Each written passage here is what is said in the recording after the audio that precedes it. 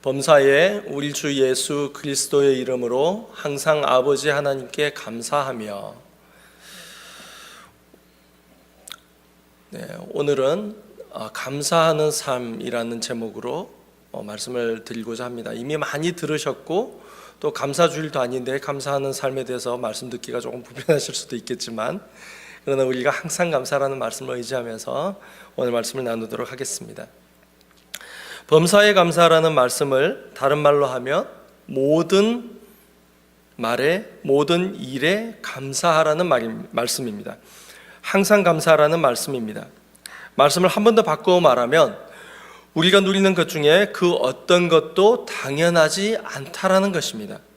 사소해 보이는 그 모든 것들이 사실은 사소한 것이 아니라는 것입니다. 사소해 보이는 것들 모두가 사실은 하나님의 은혜라는 것입니다. 그래서 우리가 누리는 모든 것들이 감사거리가 되는 것입니다. 우리가 마음 놓고 먹을 때에 마음 놓고 먹는 것이 사실은 감사거리가 된다라는 것입니다. 먹지 못할 때에 먹는 것이 얼마나 사소한 일이 아닌지를 먹지 못해 본 사람은 아는 것입니다. 우리가 걷지 못할 때에 걷는 것이 더 이상 사소한 일이 아닌 것입니다. 우리의 인생은 참으로 어리석은 것 같습니다. 일을 당하기 전에는 그것이 얼마나 소중한지, 얼마나 귀한지를 알지 못합니다. 깨닫지 못합니다. 숨을 쉬기가 곤란할 때는 숨을 쉬는 것이 정말 당연한 것이 아닙니다. 세상에는 걷지 못하는 사람들이 정말 많이 있습니다. 사고로 또는 전쟁으로, 테러로. 여러분들 아프간이라든지 이런 지금도 그 전쟁이 일어나고 있는 그 지역에는 어른들도 어른들이지만 아이들이 지뢰를 밟고 다리가 잘려나갑니다. 그들이 인생을 사는 동안 얼마나 불편하겠습니까? 그들이 두 다리가 있는 사람들 볼 때 얼마나 부럽겠습니까? 어떤 사람은 식도가 좁아져서 음식물을 삼키지 못합니다. 밥이 식도를 타고 위로 내려가는 것이 절대로 당연한 것이 아니라는 사실입니다. 사실 저만 해도요, 위에서부터 식도까지가 그 역류 현상으로 인해서 이게 다 헐어 있거든요. 지금은 많이 좋아졌습니다만, 근데 그때는 밥을 먹을 때마다 고통이었어요. 그래서 밥 잘 먹는 사람 보면 그만큼 부러울 수가 없습니다. 제가 음식을 가릴 수밖에 없는 이유가 거기 있는 거거든요. 우리들에게 자녀가 있는 것도 결코 당연한 일이 아닙니다. 여러분들 아실지 모르겠지만 가임 여성, 임신할 수 있는 여성의 15%는요 죽었다 깨어나도 임신하지 못합니다. 그게 자연의 법칙이라고 그럽니다. 우리에게 잠잘 곳이 있는 것이 당연한 것이 아닙니다. 우리에게 엄마 아빠가 있는 것이 절대 당연한 일이 아닙니다. 우리가 배불리 먹는 것 또한 절대 당연한 것이 아닙니다. 지금 이 순간에도 인류의 4분의 1은 배를 골무며 잠을 잔다라는 보고가 있습니다. 얼마나 감사한 것입니까? 우리가 글을 읽을 수 있는 것도, 우리가 때를 따라 하나님을 예배하고 찬미하는 것도 정말 당연한 것이 아님을 우리는 깨달아야 합니다. 범사에 감사라고 하는 말은 우리가 누리고 있는 것들이 그 어느 것도 당연하지 않다라는 것입니다. 행복한 사람은 빛나는 일상이라고 하는 말이 무엇을 의미하는지 잘 알고 있는 사람입니다. 범사에 감사라는 말은 항상 감사하라는 말이고, 항상 감사하라는 말은 바로 지금 감사하라는 말씀인 것입니다. 감사할 조건을 찾아서 또는 감사할 조건이 없더라도 우리는 감사하는 삶을 살아야 한다는 것입니다.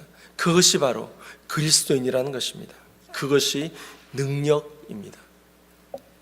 거짓 감사를 하라는 것이 아닙니다. 입에 발린 감사를 하라는 것이 아닙니다. 우리에게 감사할 제목들을 찾아서 감사하라는 것입니다. 사랑의 원자탄으로 잘 알려진 손양원 목사님이라는 분이 계십니다. 1948년 10월 21일 같은 날에 이 손양원 목사님은 두 아들을 한 공산당에게 잃게 됩니다. 동인과 동진, 첫째와 둘째를 잃게 되는데요. 그리고 엿새 후인 10월 27일 이 두 아들을 묻게 됩니다. 부모가 돌아가시면 땅에다 묻고 자식이 죽으면 가슴에다 묻는다라는 말이 있습니다. 이게 정말 다가오더라고요. 저도 저희 아론이 직전에 임신한 지 10주 만에 유산을 했거든요. 그런데 그렇게 아플 수가 없더라고요. 그런데 이 손양원 목사님께서 다 큰 두 아들을 한 공산당에게 한 날 잃게 되고 엿새 후에 묻습니다. 그런데 엿새 후에 이 두 아들을 묻으면서, 가슴에 묻고 땅에 묻으면서 어버이로서 감사한 마음을 이렇게 표현했습니다. 한번 들어보십시오. 첫 번째로, 나 같은 죄인의 혈통에서 순교의 자식이 나게 하셨으니 하나님께 감사합니다. 둘째, 허다한 많은 성도 중에서 어찌 이런 보배를 주께서 하필 내게 맡겨주셨는지 주께 감사합니다. 셋째, 삼남 삼녀 중에서도 가장 아름다운 두 아들 장자와 차자를 바치게 된 나의 축복을 감사합니다. 넷째, 또한 한 아들의 순교도 귀하다 하거든 하물며 두 아들의 순교일요 감사합니다. 다섯째, 예수 믿다가 와석 종신하는 것도 큰 복이라 하거든. 이 와석 종신이라는 말이 조금 어려운데요, 아마 누워있다가 죽는 것을 말하는 것 같습니다. 하물며 전도하다 총살 순교당함이라니요 감사합니다. 여섯째, 미국 가려고 준비하던 내 아들 미국보다 더 좋은 천국 갔으니 내 마음 안심되어 감사합니다. 일곱째, 나의 두 아들을 총살한 원수를 회개시켜 내 아들 삼고자 하는 사랑하는 마음 주신 하나님께 감사합니다. 이해되십니까? 자기 아들 두 아들을 죽인 그 공산당원을 불과 엿새 후에는 아들 삼기를 원하고 있는 거예요. 저 같으면 못 그럴 것 같습니다. 여러분 같으면 그럴 수 있겠습니까? 여덟 번째, 내 두 아들의 순교의 열매로 말미암아 무수한 천국의 아들들이 생길 것이 믿어지니 우리 하나님 아버지께 감사합니다. 이게 손양호 목사님의 기도예요. 마지막 아홉 번째, 이 같은 역경 속에서 이상 8가지의 진리와 신뢰를 찾는 기쁜 마음, 그리고 여유 있는 믿음을 주신 우리 주 그리스도께 감사합니다. 이 9가지 감사의 기도가, 감사의 이 내용이 두 아들을 잃고 엿새 후에 그 땅에 묻으면서 하신 말씀. 그리고 불과 그 다음 6.25 때 공산당원에 의해서 이 손양호 목사님 본인도 순교당하십니다.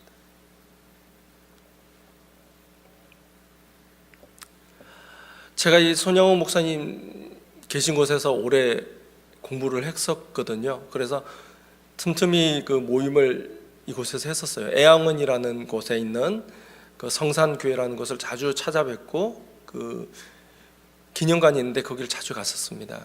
가서 보면 그 필체 하나하나가 그렇게 살아있는 것처럼 느껴질 수가 없어요. 그분의 그 마음, 사랑의 그 흐름이 기념관 안에 가면 흐르는 것 같습니다. 여러분들 오프라 윈프리를 잘 아실 것입니다. 잘 아시죠? 미국을 움직이는 탑 클래스에 드는 그 막강한 여성 중에 한 명입니다. 이 오프라 윈프리는 가난하게 자랐는데요, 까만 옷 2벌 있을 때 자기가 부자가 되었구나 느끼게 되었다는 거예요. 참 믿어지지 않죠? 오프라 윈프리는 1954년 인종차별이 극심했던 미시시피 주에서 태어났습니다. 그것도 가난한 미혼모의 딸로 아버지 없이 태어났습니다. 할머니 손에 거의 매를 맞으며 자랐는데 안 맞은 날이 하루도 없는 것 같다라고 회상할 정도로 불우한 시절을 보냈습니다. 9살 때 사촌 오빠에게 성폭행을 당하고요, 14살 때 미숙아를 출산해서 미혼모가 되었습니다. 그런데 불과 2주 후에 그 아이는 또 죽게 됩니다. 그녀는 흑인이었고, 여기서 흑인이었고가 좀 느껴지십니까? 지금은 사실 별 느낌이 없습니다. 이미 흑인 대통령도 나왔고요, 많은 흑인 배우나 영향력 있는 사람들이 이 땅에 많이 나타나서 사실 흑인 그러면 별로 뭐 이렇게 크게 와닿는 것이 없습니다. 그런데 1954년, 그것도 지금도 미시시피주에는 인종차별이 심하거든요. 그런데 1954년 그 당시 미시시피주에서 뚱뚱한 흑인 여자로 태어났다는 것은요, 그녀의 인생 전체를 말하는 거예요. 그녀의 인생의 전부를 대변해주고 있는 말일 것입니다. 그녀는 흑인이었고 사생아였고 가난했고 뚱뚱했고 미혼모였고 그리고 마약 중독자였습니다. 이랬던 여인이 미국에서 지금은 가장 존경받고 영향력 있는 사람 가운데 한 사람이 된 것입니다. 그녀가 이 역경을 극복하고 성공적인 삶을 살게 된 비결에는 그녀가 언제부터인가 감사하는 사람이 되었다는 사실입니다. 당신은 어떻게 해서 그렇게 역경을 딛고 성공 인생이 되었습니까? 라고 질문을 받았을 때 이 오프라 윈프리는 두 가지를 얘기했습니다. 첫 번째는요, 나는 어려서부터 책 읽기를 좋아했습니다. 어려서부터 어려운 환경 속에 있지만 책 읽기를 좋아했다는 것입니다. 그리고 두 번째가 나는 언제부터인가 마음을 바꾸어서 감사하는 인생이 되기로 결심하였습니다. 그러고부터 그녀의 인생이 뒤집히게 되었습니다. 책 읽기는 아주 어려서부터 시작했었어요. 그런데 어느 순간 이 감사하는 인생이 되기로 결심한 순간부터 그녀의 인생이 바뀌기 시작했다는 것입니다. 도무지 감사할 수 없는 인생이었지만 1954년 미시시피주에서 인종차별을 겪으면서 뚱뚱한 그 여인이, 성폭행당하고 사생활을 낳았던 그 여인이 어느 순간 행복해질 수 있었던 데는 바로 이 감사가 있었다는 것입니다. 특별히 이 오프라 윈프리가요, 하루 가운데 5가지 감사한 일을 골라서 기록하는 감사 일기가 있었습니다. 요즘 한국의 선한목자교회 유기성 목사님이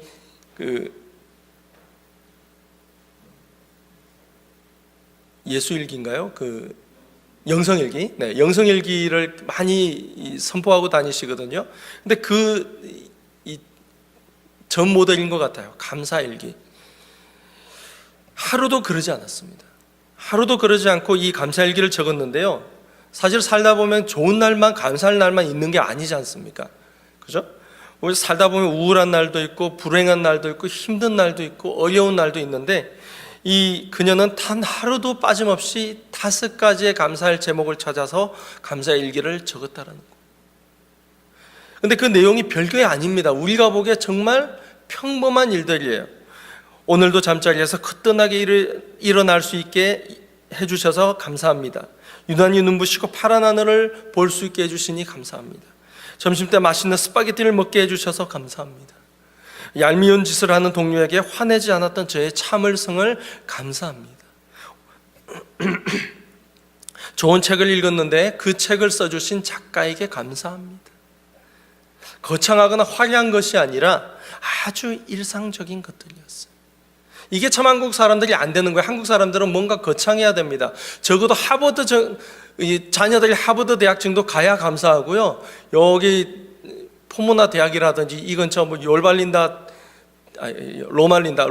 대학 가면은 감사하지 않는 것 같아요. 그런 마음이 좀 있잖아요. 왠지 좀 좋은 데 가야 감사하고 그렇지 않으면 감사하지 않는 듯한, 꽤 큰 것이 있어야 감사하고 작은 것에는 감사하지 못하는, 우리 안에 좀 그런 게 있는 것 같습니다. 그런데 이 오프라 윈프리는요, 작은 것에 감사하는 것을 습관화했다라는 것이에요.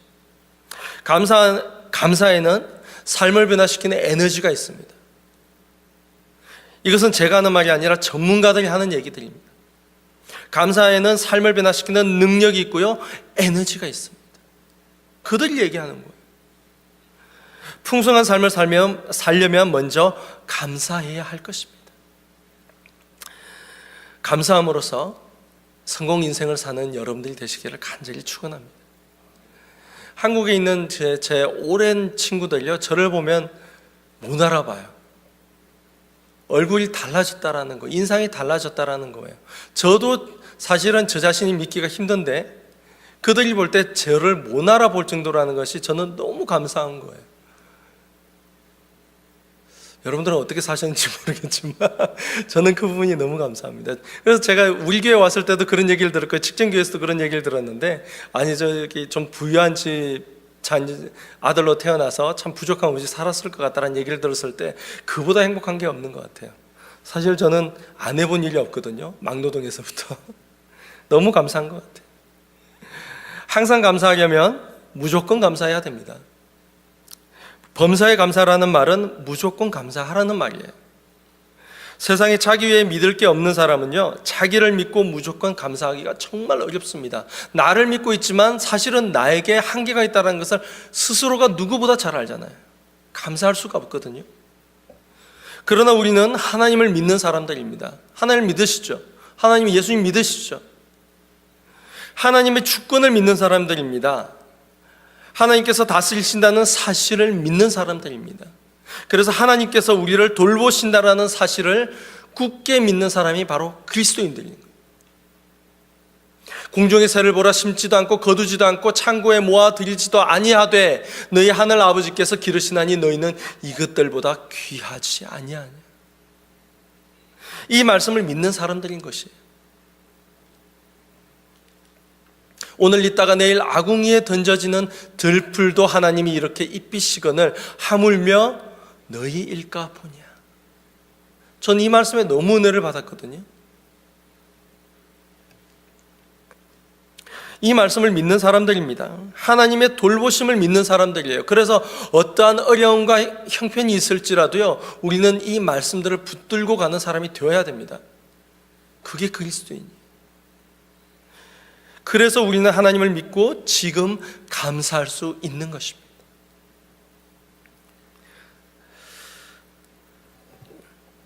우리 인생에는요, 두 가지 삶의 타입이 있는 것 같습니다.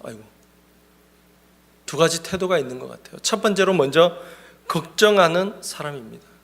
걱정을 가불하는 인생입니다. 무엇을 하든지 걱정부터 하는 사람이에요. 일어나지 않는 일에 대해서 먼저 걱정하는 사람입니다. 세상 사람들은 대충 이렇게 살 수밖에 없습니다. 왜냐하면 미래가 보이지 않기 때문에요. 누구든 믿을 수가 없기 때문에, 자기 자신조차 믿을 수 없기 때문에 그럴 수밖에 없습니다. 그러나 그리스도인들은 감사를 가불하는 사람들입니다. 아직 일어나지 않은 일에 대해서 감사를 먼저 드릴 수 있는 사람인 것입니다. 감사를 미리 땡겨서 하는 사람인 거예요. 참 땡겨서라는 말이 참 좀 그렇긴 한데 염려를 가불하는 인생이 될 것인가, 감사를 가불하는 인생이 될 것인가 결정해야 합니다. 우리의 신앙생활이 하나님을 믿고 무조건 감사하는 데까지 가야 하겠습니다. 여러분들 감사하십니까? 우리가 감사 찬양 오늘도 많이 부를 거고 오늘 항상 불러오셨지만 여러분들 정말 감사하십니까? 우리에게 주어진 이 1분 1초를 감사하십니까? 아니면 자기 삶에 불평이 더 많으십니까? 이것도 불편하고 저것도 불편하고 저 사람은 왜 저러고 저 목사는 왜 저런 소리를 하는지 혹시 불편하십니까?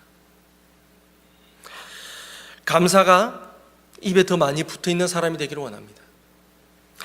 여러분들이 만약 이미 감사하는 인생이 되셨다면 이제는 무조건 감사하는 인생이 되시기를 바랍니다. 정말로 감사하는 자리까지 어떤 형편에 쓰든지 진심으로 하나님께 감사하는 인생 되시기를 간절히 바랍니다. 정신치료 전문가와 임상정신분석가가 함께 쓴 이 감사의 힘이라는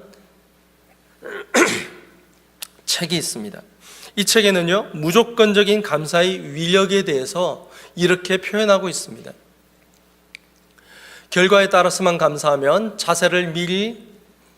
결과에 따라서만 감사하던 자세를 미리 무조건 감사하는 자세로 바꾸면 당신은 이제까지 경험하지 못했던 많은 변화들을 체험하게 될 것입니다. 이게 이 책에 나온 거예요. 그리스도인이나 어느 목사님이 쓴 것이 아니라 정신치료 전문가와 임상정신분석가가 함께 쓴 것이에요. 정말 대단합니다. 미리 감사해야 하는 것입니다.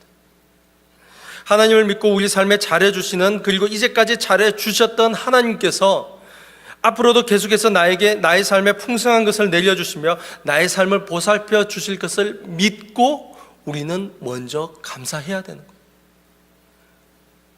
그리고 마침내 내 인생이 성공 인생이 될 줄로 믿고 하나님 앞에 먼저 감사하는 인생이 될 때에 우리 삶에 기적이 일어날 것입니다. 여러분들 기적을 경험해 보고 싶으십니까? 감사하십시오. 기적을 삶에서 누리고 싶으십니까? 날마다 무조건 감사하십시오. 여러분들이 감사함으로써 삶의 기적을 경험하는 복된 인생 되시기를 주의 이름으로 간절히 축원드립니다. 오프라 윈프리가 책 읽기와 감사함으로 자신의 인생을 뒤집었던 것처럼 우리는 그 한 권의 책, 바로 성경, 하나님의 말씀, 이것을 읽고 감사함으로써 우리 인생을 한번 뒤집어 사는, 그래서 많은 세상 사람들 앞에서 기적을 연출함으로써 하나님 앞에 영광 돌리고 영화로운 삶을 사는 복된 인생 되시기를, 복된 그리스도인 되시기를 주님의 이름으로 간절히 축원드립니다. 기도드리겠습니다.